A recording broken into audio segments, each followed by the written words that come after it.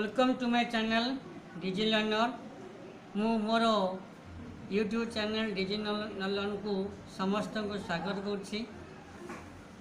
आज मोर यहाँ द्वितीय video cum power point presentation for the student of second semester BA in political science. यार पेपर होची core 3 political theory concept debate.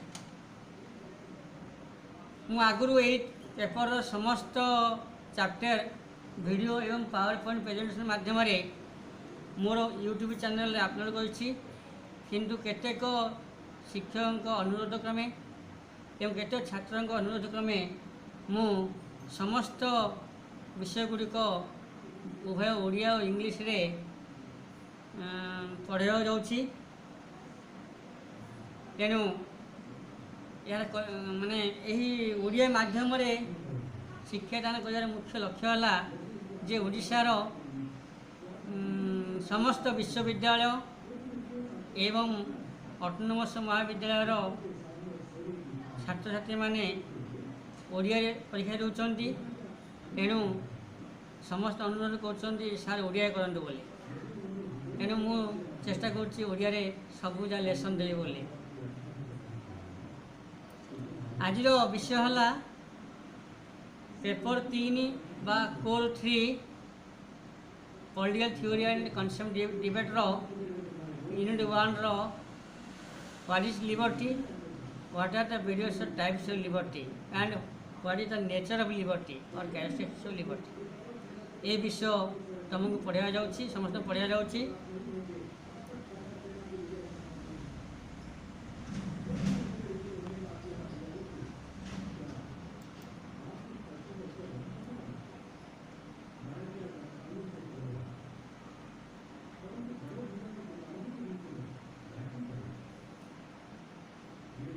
केवल ओडिया रे पढ़िले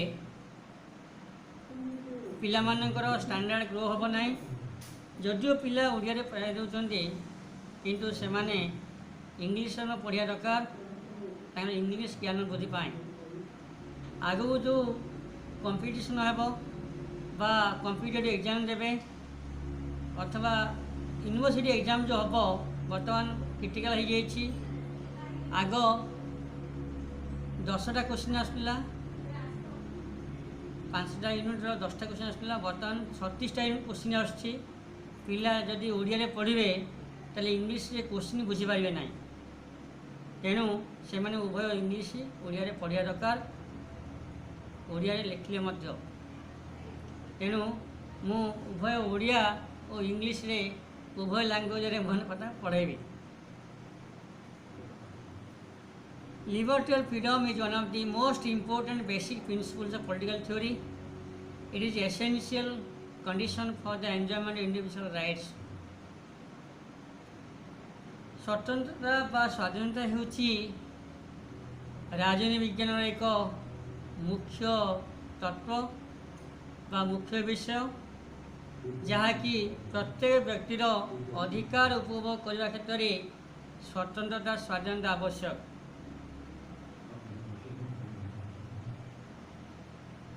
Liberty is the positive condition for enjoyment of right, which is not absence of restraint, just as beauty is not absence of ugliness. मु आगुरु कहिछि पूर्व lesson रे दुई प्रकार स्वाधीनता कहली, गोटे होची न्यायसूचक स्वाधीनता, अन्य होची आस्ति सूचक स्वाधीनता।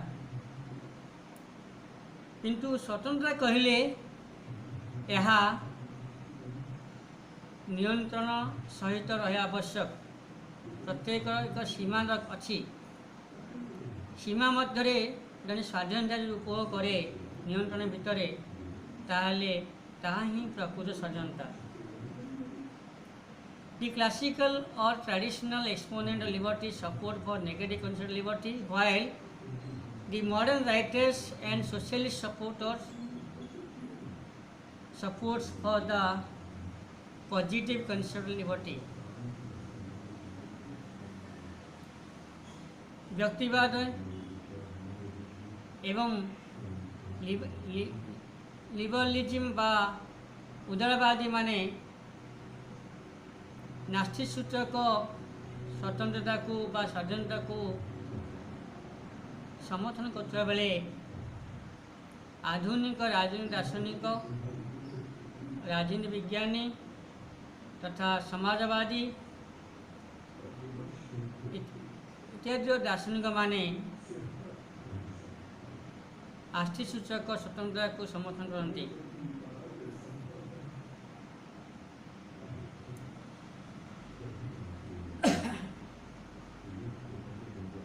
Now we shall study about the meaning of liberty. What is liberty? जे स्वतंत्रता कौन? The word liberty has been derived from Latin word liber, which means free. माने लिबर्टी शब्दटी लाटिन शब्द लिबर आसी जार अर्थ होउची स्वाधीनता बा मुक्त। यार अर्थ होउची स्वतंत्रता कहले रिस्ट्रेंट बा नियंत्रण अनुपस्थित स्वाधीनता उपभोग। जे जड़े व्यक्ति जहाँ चाहे ताहा करिवार स्वाधीनता को स्वतंत्रता कहा जाए। तार कौन लिमिटेशन बा सीमा रहिबो नाही।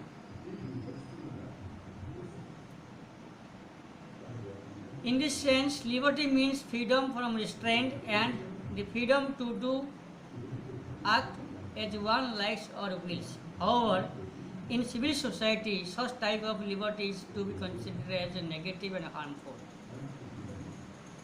वर्तमान सिविल सोसाइटी रे बा सामाजिक व्यवस्था रे ए प्रकार जो नेगेटिव कॉन्सेप्ट ऑफ लिबर्टी बा नास्तिक स्वाधीनता हार्मफुल क्षतिकारक ता केवे ग्रहणीय नुहे।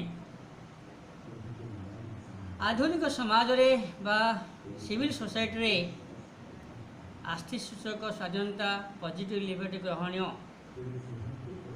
Liberty means freedom of the individual to do or act with one desires with some reasonable rational extent without harming enjoyment freedom of others. स्वतंत्रता कहले जे जड़े व्यक्ति तार स्वाधीनता पाइब स्वाधीनता रहिब किंतु किसिटा नियंत्रण सहित एवं जहाँकि निजर स्वाधीनता उपभोग करने समय अन्यर जमी स्वाधीनता क्षेत्र में अंतराय सृष्टि नुहे अन्यर स्वाधीनता प्रति आंच न आसे। Liberty signify inner autonomy ability to act in accordance with the dictate of one's reason. In short, it is the ability to act in accordance with the universal value. जे स्वाधीनता होची बा स्वतंत्र होची जनकर अंतर्निहित गुणावली जहाँफल कि तार विवेक अनुसार स्वाधीन रूपे कार्य करने दर्शाइबा जहाँकि निजर स्वाधीनता उपभोग करने समय अन्यर स्वाधीनता प्रति विपर्य न हुए। बर्तमान आम यही लिबर्टी स्वतंत्रतार केतेक संज्ञा अध्ययन करवा। Now we shall discuss some of the definition of liberty or freedom from point of view of both negative and positive dimension. According to Thomas Hobbes, a great British political philosopher who writes in Leviathan, liberty or freedom signifies the absence of opposition. By opposition, I mean external impediment of motion. Thomas Hobbes मतरे जे स्वतंत्रता कहले विरोधर अनुपस्थिति जदि विरोध करे ताहले तांको अर्थरे यहा केवल स्वतंत्रता नुहे। टी.एच. ग्रीन को मतरे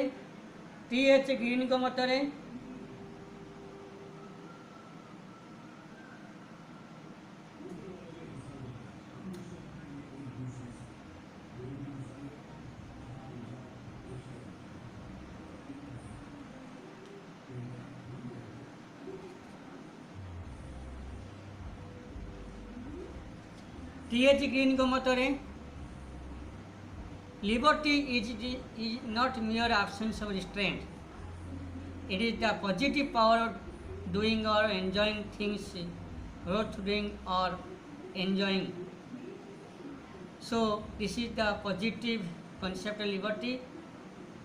तांको अर्थरे स्वतंत्रता नियंत्रण अनुपस्थिति बुझाए नहीं। यह हूँ आस्थिसूचक क्षमता जहाँकि परिवार क्षमता बा अधिकार क्षमता को बुझाए। GDH कोल मठरे GDH कोल मतरे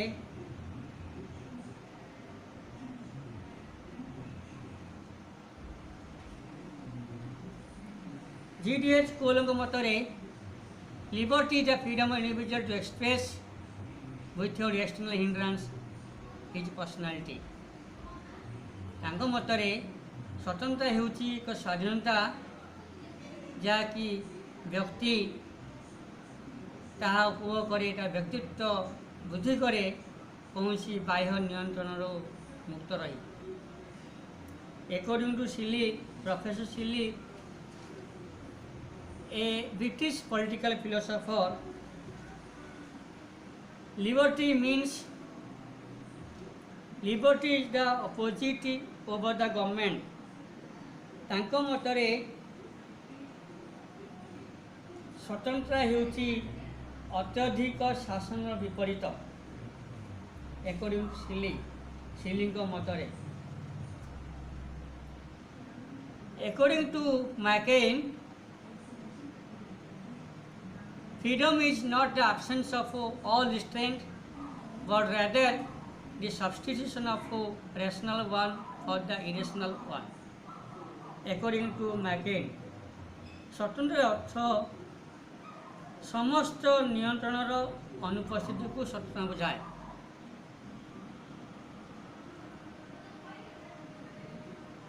बरम अनुचित और अविवेकी नियंत्रण परिवर्ते उचित विचारमत नियंत्रण उपस्थिति को स्वतंत्रता कहा जाए।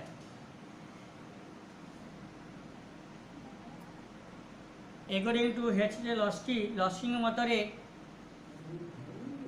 liberty is the existence of those conditions of social life without which no one can in general be at his best self. Liberty is the eager maintenance of that atmosphere in which men have the opportunity to be their best self. This is the view of Luskin. स्वतंत्र होची सेही अनुकूल वातावरण सृष्टि करने द्वारा जहाँ मनुष्य माने निजर व्यक्तित्वर श्रेष्ठ विकास पाई सुजोग पाई परिबे ता ही स्वतंत्रता। एवं according to Gattel, he is also a British political philosopher. तांको मतरे स्वतंत्र होची liberty is the positive power of doing and enjoying those things which are worthy of enjoyment of world. तांको मतरे स्वतंत्र होची जो सब कार्य साधन उपभोग करिवार सकारात्मक क्षमता जहाँ संपादन उपभोग करिवार योग्य बा उचित।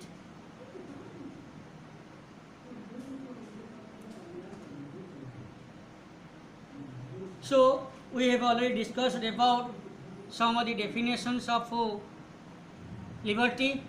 Now we shall discuss about the nature of liberty or freedom. What is the nature? जे स्वाधीनता बा स्वतंत्रता माने प्रकृति कौन तार वैशिष्ट्य कौन? Now we shall discuss some of the features of liberty. First, liberty does not mean absence of all restraint. स्वतंत्रता नियंत्रण रो अनुपस्थिति को बुझाए नहीं बा दर्शाए नहीं। द्वितीयतः Liberty admits the presence of a rational restraint and the absence of a irrational restraint. जे स्वतंत्र होउची आवश्यक नियंत्रण उपस्थिति बुझाए एवं अनावश्यक नियंत्रण को बुझाए नहीं। नियंत्रण रहिबो किंतु अनावश्यक हेबो नहीं। तीन liberty postulate the existence of such condition as can enable the individual to enjoy rights and develop their personality। जे व्यक्ति तो स्वाधीनता व स्वतंत्र रहिबो जहाँ कि तार अधिकार उपभोग करने संगे संगे तार व्यक्तित्व विकसित हेब ताहा होची स्वतंत्रता। ताहा होची स्वतंत्रता दर्शाए व्यक्तिर स्वतंत्रता द्वारा तार अधिकार से उपभोग करिबो एवं तार व्यक्तित्व विकास कराइबो ताहा ही स्वतंत्रता। Liberty is not a license to do anything and everything. It is means freedom to do only those things which are considered worth doing and worth enjoying। माने स्वतंत्रता एक लाइसेंस नुहे जे जहाँ करिवार अधिकार स्वाधीनता ताहा स्वतंत्र नुहे। यार अर्थ होची जे भल जिनस ठीक जिनस जहाँकि आम मन को आसे ता करिवार स्वाधीनता स्वतंत्रता। Liberty is possible only in civil society, not in the state of nature or state of jungle। जे स्वतंत्रता आधुनिक समाज रे आज समाज रे जहाँ संभव ताहा ही स्वतंत्रता। किंतु जो स्वतंत्रता प्रकृति राष्ट्र व जंगल राष्ट्र रे प्रचलित से स्वतंत्र नुहे ताहा आज कार्यकारी पाइब नहीं। ताहा केवल स्टेट ऑफ नेचर व जंगल स्टेट कार्यकारी पाइब। नेक्स्ट फीचर होची लिबर्टी और फ्रीडम फॉर ऑल।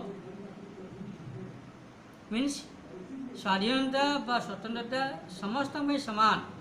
जे समस्ते समाज रे समस्त व्यक्ति विशेष स्वाधीनता स्वतंत्रता हासिल करेंगे। Now we shall discuss about some of the types or kinds of liberty। There are different kinds of liberty। माने बर्तमान कौन ना स्वतंत्रता बा स्वाधीनता प्रकार भेद विषय आलोचना करवा। जे स्वाधीनता केते प्रकार बा स्वतंत्रता केते प्रकार। प्रथमतः नेचुरल लिबर्टी प्राकृतिक स्वतंत्रता।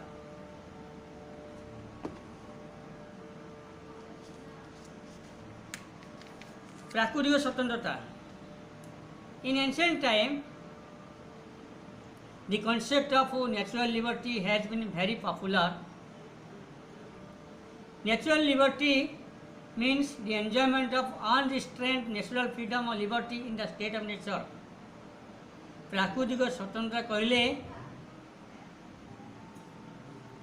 जो स्वतंत्रता बुझाए जहाँ कि स्टेट ऑफ नेचर रे बा प्रकृति राष्ट्र रे व्यक्ति पाई थाए बा पाउथिला। इन एंशिएंट टाइम माने प्राचीन समय प्राकृतिक स्वतंत्रता एक लोकप्रिय थिला ताहा व्यक्ति विशेष पाई थाए। It is justified on the ground that man is born free, he is to obey, enjoy absolute freedom as he wills। जे प्राकृतिक स्वतंत्रता कहले व्यक्ति स्वाधीन रूपे जन्म नहीं थाए तेणु से जहाँ चाहे ताहा पाइबार उपभोग करिवार स्वाधीनता रही। The social contractualists like Hobbes, Locke, Rousseau were exponent of cause of natural liberty। प्राकृतिक स्वतंत्रता को सामाजिक युक्ति तत्वधारक माने बा दार्शनिक माने या को समर्थन करथिले। सेमाने हेले John Locke, Thomas Hobbes and Jean Jacques Rousseau. According to Rousseau बा रूसो को मतरे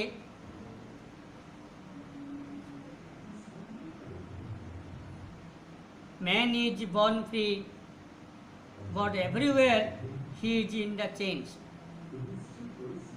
माने रूसो कहउले जे मनुष्य स्वाधीन रूपे जन्म नहीं थाए किंतु प्रत्येक समय प्रत्येक स्थान से माने संकुल बंधा he is in the chains. It is popularly believed that man has inherited the right to liberty from nature.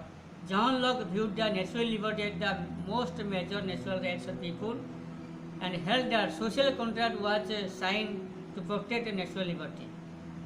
So, the philosopher of social contract बा सामाजिक चुक्ति दार्शनिक मानक मतरे जे सामाजिक चुक्ति माध्यम व्यक्तिर प्राकृतिक स्वतंत्रता को सुरक्षा दे पारिबो सुरक्षा दिया जाय पारिबो। Next is the civil liberty सामाजिक स्वतंत्रता।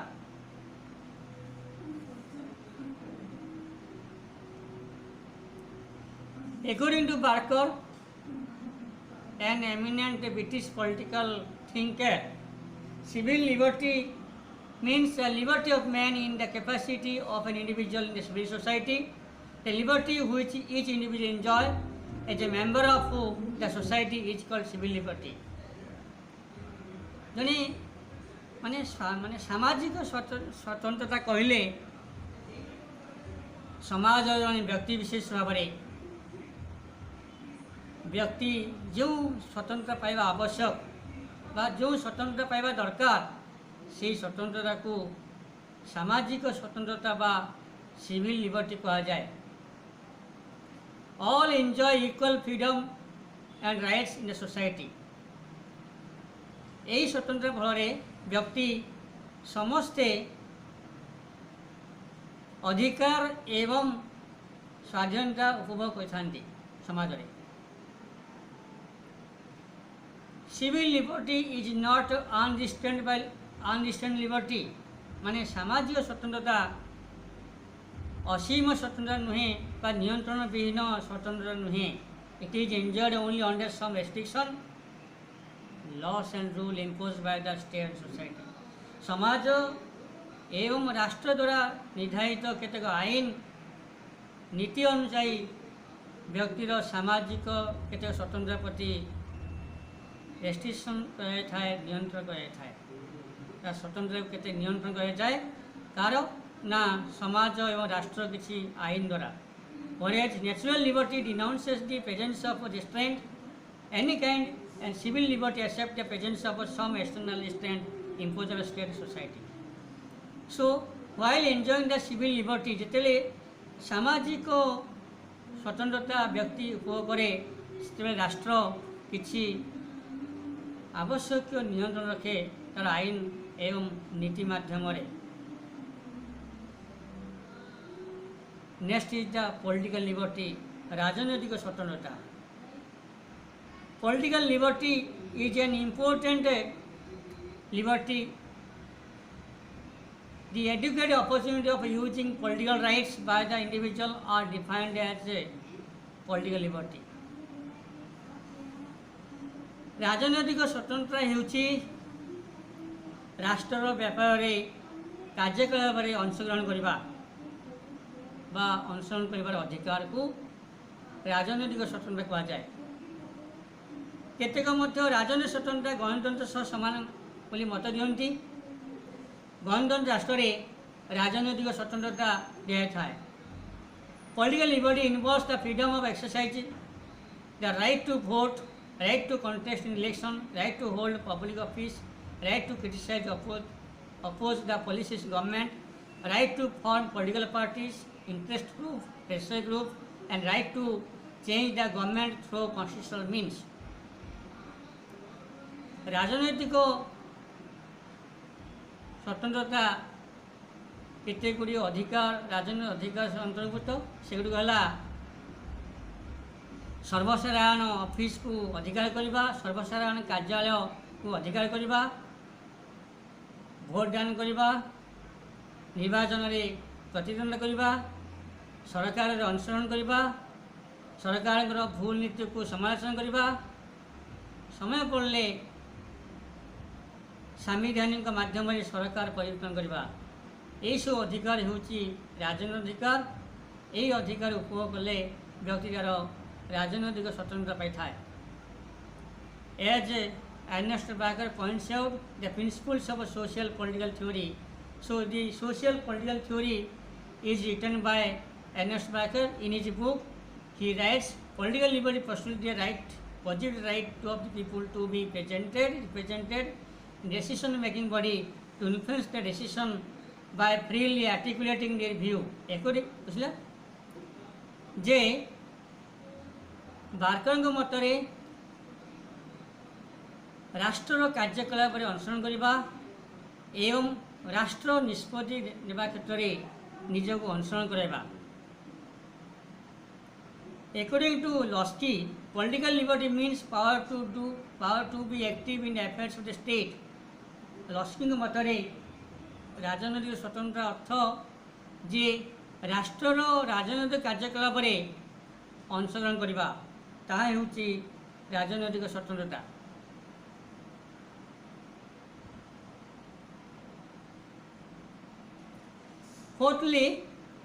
Fourth kind of liberty is the individual or personal liberty, व्यक्तिगत स्वतंत्रता व स्वाधीनता।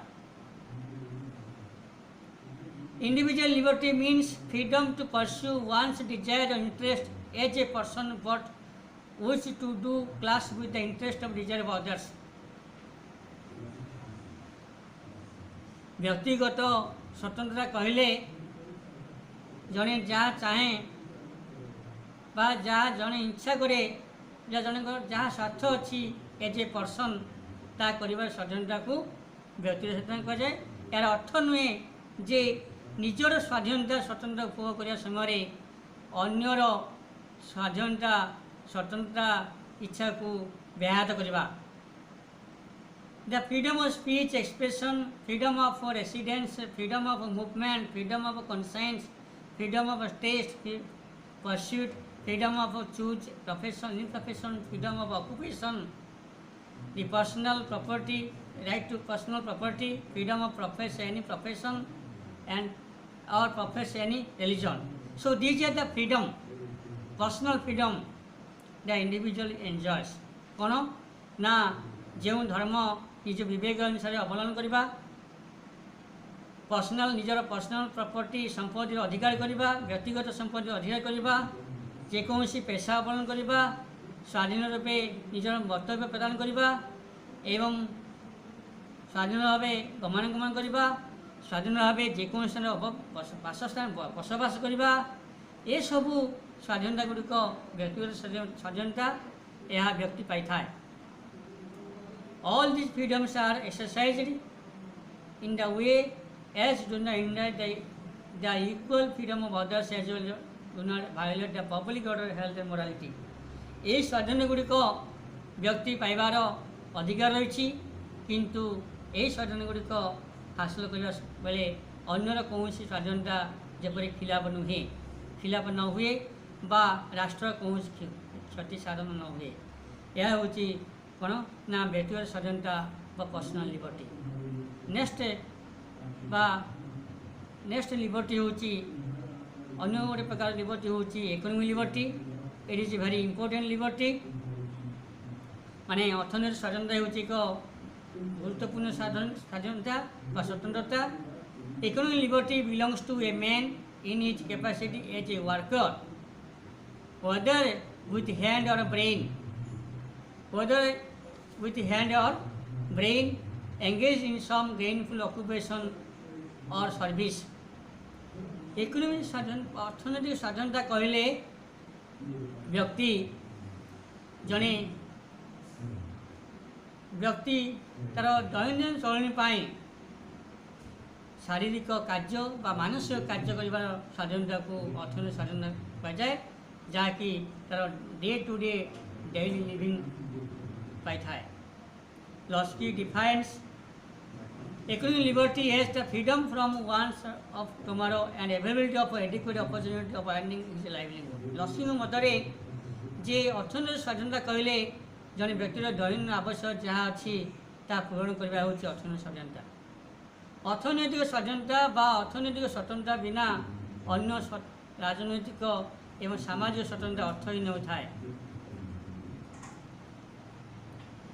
The economic liberty stands for freedom from poverty, freedom from unemployment, the ability to enjoy at least 3 basic minimum needs like food, clothing, shelter. ଅର୍ଥନୈତିକ ସ୍ୱାଧୀନତାର ଅର୍ଥ ହେଉଛି ଯେ ଦାରିଦ୍ର୍ୟରୁ ସ୍ୱାଧୀନତା, ବେରୋଜଗାରୀରୁ ସ୍ୱାଧୀନତା ଏବଂ ସର୍ବନିମ୍ନ 3ଟି ଆବଶ୍ୟକ ପୂରଣ କରିବାର ସ୍ୱାଧୀନତା ହେଉଛି କ'ଣ? ଫୁଡ୍, କ୍ଲଥିଂ, ସେଲ୍ଟର, ଖାଦ୍ୟ, ବସ୍ତ୍ର, ବାସଗୃହ। କିନ୍ତୁ ବର୍ତ୍ତମାନ କ୍ଷେତ୍ରରେ ଖାଦ୍ୟ, ବସ୍ତ୍ର, ବାସଗୃହ, ସ୍ୱାସ୍ଥ୍ୟ, ଶିକ୍ଷା ଏହି 5ଟି ହେଉଛି ମୌଳିକ ଆବଶ୍ୟକତା। ଯଦି ବ୍ୟକ୍ତି ଏହି 5ଟି ମୌଳିକ ଆବଶ୍ୟକତା ପୂରଣ କରେ ତାହେଲେ economically free, he has economic liberty. Losky writes, economic liberty means securing an opportunity to find reasonable significance in earning the one's daily bread. ଯେ ଜଣେ ଦୈନନ୍ଦିନ ଯାହା ଚଳଣି ପାଇଁ ଆବଶ୍ୟକ ଯଦି ତାହା ପାଇବା ପାଇଁ ଯେଉଁ ସ୍ୱାଧୀନତା ଦରକାର ଯଦି ତାହା ପାଏ ତାହା ହେଉଛି ଅର୍ଥନୈତିକ ସ୍ୱାଧୀନତା। କାହା ମତରେ? ନା HJ ଲକ୍ଷ୍ମୀଙ୍କ ମତରେ। Next is the national liberty, ଜାତୀୟ ସ୍ୱତନ୍ତ୍ରତା। National liberty is another name of independence of a nation. ଜାତୀୟ ସ୍ୱତନ୍ତ୍ରତା କହିଲେ ରାଷ୍ଟ୍ରର ସ୍ୱାଧୀନତାକୁ ବୁଝାଏ। Every state or nation is sovereign in its own sphere. As a member of international community, ଜଣେ ଅନ୍ତରାଷ୍ଟ୍ରୀୟ ଗୋଷ୍ଠୀ ଅନ୍ତରାଷ୍ଟ୍ରୀୟ ସମୁଦାୟ ହିସାବରେ ଯଦି ଗୋଟିଏ ରାଷ୍ଟ୍ର ତା ସଭରେନ୍ କ୍ଷମତା ଉପଭୋଗ କରେ ତାହେଲେ ତାହା ହେଉଛି ଜାତୀୟ ସ୍ୱତନ୍ତ୍ରତା। It includes to have a constitution of their own, to freely organize their own government, to freely adopt their own policies, programs, to pursue independence in relations with all countries of the world and freedom from external control. ଜାତୀୟ ସ୍ୱତନ୍ତ୍ରତା କହିଲେ ଗୋଟିଏ ରାଷ୍ଟ୍ର ବା ରାଷ୍ଟ୍ର ସମୂହ ସେମାନେ ନିଜର ସମ୍ବିଧାନ ପ୍ରଣୟନ କରିପାରିବେ, ସ୍ୱାଧୀନ ଭାବେ ସରକାର ଗଠନ କରିପାରିବେ, ସ୍ୱାଧୀନ ଭାବେ ସେମାନେ ନିଜେ ଯେଉଁ ନୀତି ଆବଶ୍ୟକ କାର୍ଯ୍ୟକ୍ରମ ସେଟା ନିଜେ କରିପାରିବେ ଏବଂ ସ୍ୱାଧୀନ ଭାବେ ଅନ୍ୟାନ୍ୟ ରାଷ୍ଟ୍ର ଓ ଅନ୍ୟାନ୍ୟ ଅନ୍ତରାଷ୍ଟ୍ରୀୟ ଗୋଷ୍ଠୀ ସହ ସମ୍ପର୍କ ରକ୍ଷା କରିପାରିବେ। ଏହା ହେଉଛି ଜାତୀୟ ସ୍ୱତନ୍ତ୍ରତା। ନେକ୍ସଟ ହେଉଛି ଲିଗାଲ ଲିବର୍ଟି, ଆଇନଗତ ସ୍ୱତନ୍ତ୍ରତା। Law is the guarantee as the negation of liberty. ଆଇନ ହେଉଛି ସ୍ୱତନ୍ତ୍ରର ରକ୍ଷକ, ତା ସହିତ ସ୍ୱତନ୍ତ୍ରର ନାସ୍ତି ମାନେ ବିପରୀତ ମଧ୍ୟ। Law interfere restrict the liberty of the individuals. ଆଇନ କ'ଣ କରେ ନା ବ୍ୟକ୍ତିର ସ୍ୱାଧୀନତା ବା ସ୍ୱତନ୍ତ୍ରତାକୁ ସୀମିତ କରିଦିଏ, ନିଜ ନିୟନ୍ତ୍ରଣ ରଖେ ଆଇନ ଅନୁଯାୟୀ। The individual is free to do what the law permits him to do or in doing. ଯେ ଆଇନ ଯାହା ଅନୁମତି ଦିଏ ଆଇନ ଅନୁସାରେ ବ୍ୟକ୍ତି ତା'ର ସ୍ୱାଧୀନତା ପାଇଥାଏ। What the law permits him to do, he is free from pressure of costly sanction. ଆଇନ ଯାହା ତାକୁ ଅନୁମତି ଦିଏ ଆଇନ ଅନୁସାରେ ସେ ବ୍ୟକ୍ତି ତାହା କରିବାର ସ୍ୱତନ୍ତ୍ରତାକୁ ଆଇନଗତ ସ୍ୱତନ୍ତ୍ରତା କୁହାଯାଏ। Next is the religious liberty, ଧର୍ମଗତ ସ୍ୱତନ୍ତ୍ରତା। Religious liberty means the freedom to profess or not to profess any religion. धर्मगत स्वतंत्रता कहले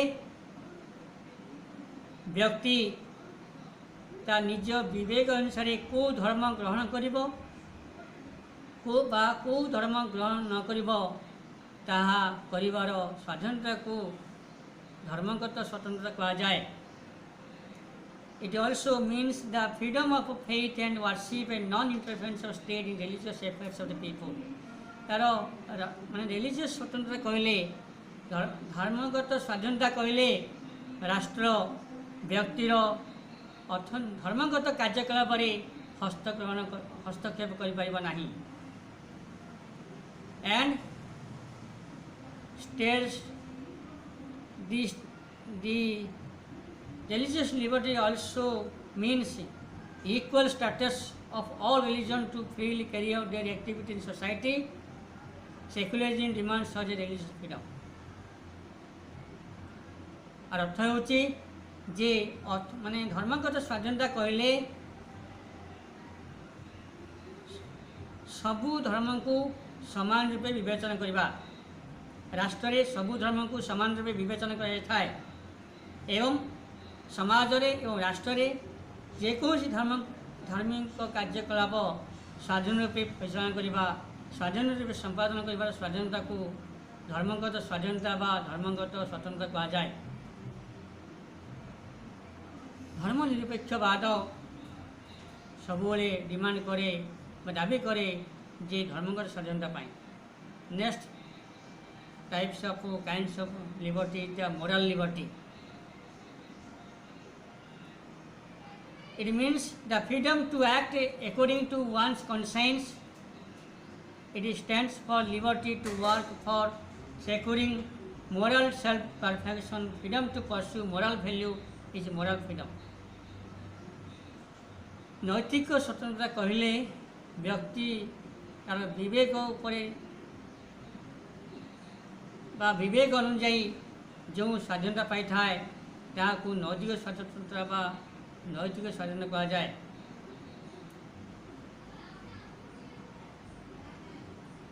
माने धर्म माने नैतिक संपूर्णता पाई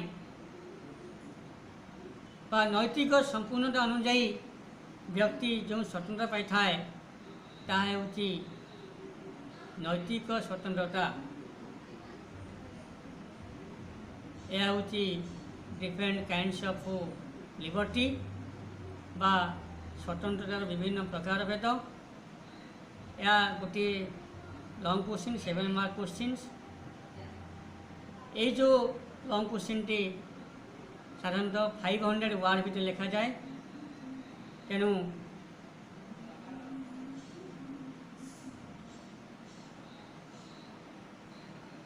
मोर आ परवर्ती वीडियो होची जे सेफगार्ड्स ऑफ लिबर्टी जे स्वतंत्रतार जे हाउ लिबर्टी सेफगार्ड जे स्वतंत्रता किपरि सुरक्षा हम से उपरे मु आउ अन्य वीडियो आनिबी। या परे थैंक यू वेरी मच। मोर आउ गोटे कथा जे आमे ओडिया रे पाठ पढ़ले मध्य इंग्लिश पढ़ा ओडिया लिखले मध्य इंग्लिश पढ़ी बुझीले आमे आगामी जो परीक्षा मन आसीबो यूनिवर्सिटी परीक्षा हो बा अन्य कॉम्पिटिटिव एग्जामिनेशन हो उभय इंग्लिश ओडिया दुईटा पढ़ले आमे ताहा माने से परीक्षा रे नहीं पारिबा। Thank you very much. आई मु या परे समस्त अनुरोध करे जे मो चैनल को सब्सक्राइब करेंगे लाइक करेंगे मत उत्साहित करेंगे अन्य वीडियो करने। Thank you very much. Thank you.